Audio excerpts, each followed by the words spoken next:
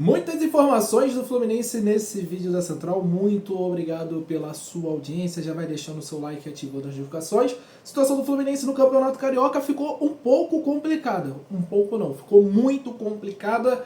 Vou falar sobre isso, informações de jornalistas sobre reforços do Fluminense. O Mano Menezes também falou da busca do Fluminense por mais reforços. Os reforços chegarão. E claro, vou trazer essas informações nesse vídeo. Eu quero começar falando da classificação do Campeonato Carioca e eu vou fazer um link aqui com o que o Mano Menezes também falou depois do empate do Fluminense contra o Flamengo neste sábado no Maracanã. Eu quero falar sobre a rodada do Campeonato Carioca, porque a situação do Fluminense realmente ficou muito complicada. O Fluminense está em oitavo no Campeonato Carioca e já fez um jogo a mais que todo mundo. Então é uma situação que pode piorar ao longo desta rodada. E nesse domingo tem 3 jogos importantes para a gente ficar de olho. O Maricá vai enfrentar o Bangu no João Saldanha em Maricá, 3h45 da tarde, com transmissão da Band Esportes e do GOT. O Botafogo vai enfrentar o Madureira no Kleber Andrade, às 4h, transmissão da Band, do Premier e do GOT.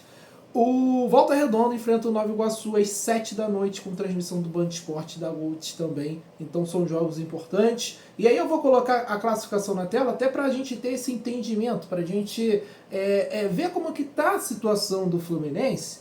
Aí você olha aí a tabela de classificação. Volta Redonda com 16 pontos. E aí, vamos lá, o Fluminense está em oitavo com 11. O Fluminense não alcança mais o Volta Redonda no número de vitórias. O Volta Redonda teria que perder todos os seus jogos até o final do campeonato para o Fluminense ter a chance de passar o Volta Redonda. E eu acho muito difícil disso acontecer. O Volta Redonda joga em casa hoje contra o Nova Iguaçu. Depois vai jogar contra o Sampaio Corrêa fora. E na última rodada, o Volta Redonda joga fora contra o Boa Vista. Assim, o Volta Redonda fazendo 1 ponto, o Fluminense já não alcança mais o Volta Redonda. O Flamengo é o segundo com 14, mas tem um jogo a menos a se fazer. Contra o Botafogo, que vai ser pago no meio da semana. O Vasco tem 13, joga na segunda-feira contra o Sampaio Corrêa. O Botafogo, ele joga hoje também, então contra o Madureira no Kleber Andrade e pode vencer e se distanciar ainda mais. O Sampaio Corrêa joga amanhã contra o Vasco, o Nova Iguaçu enfrenta o Volta Redonda, então a situação do Fluminense é muito delicada. Pela análise que eu fiz, tá, galera? O Fluminense, a maior chance do Fluminense se classificar nesse campeonato é o Vasco perdendo os 2 clássicos que resta. Isso aí ignorando o fato dele jogar amanhã contra o Sampaio Corrêa e vencer. Se o Vasco ganhar amanhã e vencer, não vai mudar nada.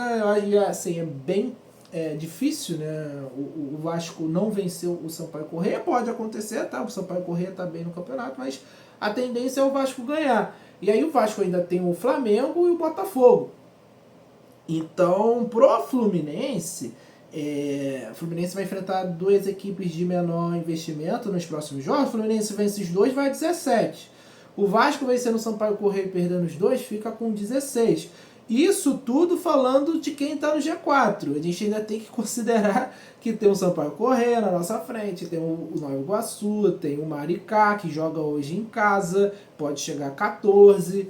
Então, assim, isso eu estou só considerando o Vasco. Mas se outra equipe da nossa frente chegar a marca acima dos 17 pontos, a gente não alcança. O máximo que o Fluminense pode chegar é 17 pontos. Então ficou numa situação realmente muito delicada de classificação. Eu entendo que muita gente possa falar, pô, mas que se dane o Carioca, eu quero que o Fluminense se prepare melhor para as outras competições. Mas, cara, o Campeonato Carioca, ele é um torneio que se tornou de pré-temporada, mas ele tem um valor histórico, né? A gente ficou bem chateado depois que o Fluminense perdeu a hegemonia do Campeonato Carioca, Porque o Campeonato Carioca foi por muito tempo o grande campeonato aí do futebol brasileiro, um dos melhores campeonatos do mundo, né? Você lembra, você volta no tempo, os times priorizavam o estadual até mais do que campeonato nacional. É sacanagem, né? Um negócio que hoje é inimaginável, mas realmente acontecia. E, cara, até março a gente só vai jogar a gente só vai jogar o Campeonato Carioca. É o que o Fluminense vai jogar. É o que eu já falei aqui na Central Fluminense. Cara, o Fluminense indo bem no Carioca ou não vai mudar nada pro restante da temporada. O Fluminense ser campeão não vai atrapalhar o Fluminense nas outras competições. Tudo bem, o Fluminense também não se classificando não quer dizer nada pro restante do ano, mas liga um sinal de alerta. Cara, o Fluminense fez 8 jogos no campeonato estadual, tudo bem, fez 3 clássicos, mas enfrentou 6 vezes times pequenos e a gente só ganhou 2. Só ganhou 1, né? Na verdade, porque a outra vitória que a gente tem foi sobre o Vasco no clássico. E assim, com atuações duvidosas. A melhor atuação foi contra o Vasco, mas o Vasco, dentre as 4 equipes grandes do futebol do Rio de Janeiro, é a pior, e a gente viu muito bem, né? O Fluminense foi muito superior ao Vasco durante o jogo, e curiosamente o Vasco estava invicto, é o time que menos perdeu no campeonato, mas enfim, são coisas que acontecem no futebol. Essa é a situação, tá? Voltando aqui, essa é a situação do Fluminense no campeonato. Acho que a gente precisa refletir o que o Fluminense está fazendo, como que está jogando. Não gostei da partida do Fluminense contra o Flamengo. O Fluminense precisava do resultado e o Mano Menezes não arriscou um Fluminense ousado para tentar a vitória contra o Flamengo. A gente empatou, porque o Flamengo estava bom demais, está ali em segundo, pode brigar pela liderança facilmente, tem um jogo a fazer ainda, depois tem clássico contra o Vasco, é verdade. E aí a gente vai ficar dependendo aí de resultados para o Fluminense classificar no Carioca. Eu realmente esperava o Fluminense entre os 4 ali, disputando esse título do Carioca mais uma vez. Infelizmente não vai acontecer. Eu quero a sua opinião, torcedor tricolor. E aí, fazendo um link com o Mano Menezes, ele na coletiva abordou diversos assuntos, mas eu quis trazer essa daqui porque é muito interessante, sobre reforço. Ele admitiu que tem a necessidade de ter jogadores para complementar as características no elenco. Ele não gosta de ficar levantando publicamente a necessidade, mas ele admite, né, que vai precisar de mais um reforço, principalmente depois da saída do Cauã Elias para o ataque, abre aspas, para o Mano Menezes. Não costumo abordar essas questões publicamente em respeito aos jogadores que tem. Seria deselegante eu ficar aqui falando que eu quero isso ou aquele, a reação é inevitável. Precisamos ter no elenco jogadores que se complementam em termos de características. Com a saída de Cauã, vamos encontrar um outro jogador para estar conosco e poder entrar ou numa hora ou outra começar. Tem jogadores que numa hora você precisa, não adianta ter volume pelos lados e não ter um grande cabeceador para jogar a bola. Vai cruzar para quê? Para perder a bola e tomar contra-ataque? Preencher isso é uma ideia de quem faz gestão de um grupo, e estamos atentos a esse detalhe. Tá aí a declaração do Mano Menezes, e eu abordei sobre isso na live, comentei sobre isso na live, e um nome de peso para o ataque ganhou força nos bastidores do Fluminense, tá? Pelo que a gente daqui da Central Fluminense já conseguiu descobrir, o Fluminense está buscando realmente um nome de peso para o ataque, né? Para reforçar aí para o restante da temporada, para o Super Mundial de Clubes. Realmente parece que está vindo coisa boa para a gente realmente ainda não tem um nome, tá? Mas a gente vai continuar apurando. Você sabe que a Central Fluminense está sempre de olho na informação para trazer como exclusividade, né? Trazer primeiro para você, torcedor que nos acompanha, não só aqui no YouTube, mas também nas nossas redes sociais. Você que está acompanhando sabe que a gente está trazendo muitas informações, beleza? Então deixa o seu comentário aí sobre essas informações do Fluminense. Mais informação de reforços no Fluminense. Essas são informações do jornalista Gabriel Amaral, do Raiz Tricolor. Ele traz uma informação até muito importante, uma das posições carentes do Fluminense, que muita gente fica comentando aqui em live. Pô, Daniel, tem que trazer jogador para essa posição. Claro que a galera fala, pô, precisa de lateral, precisa de volante, de meia, de atacante. Assim, até acho que precisa. A gente viu ontem o time do Fluminense cruzando bolas laterais do Guga e o Fuentes, meu Deus, cruzando a bola na mão do Rossi, consagraram o Rossi. Cruzamentos muito ruins. O Fluminense levou pouco perigo ao gol do Flamengo. E o Gabriel traz informação que o Fluminense está encaminhado aí com camisa 5 que atua no futebol brasileiro.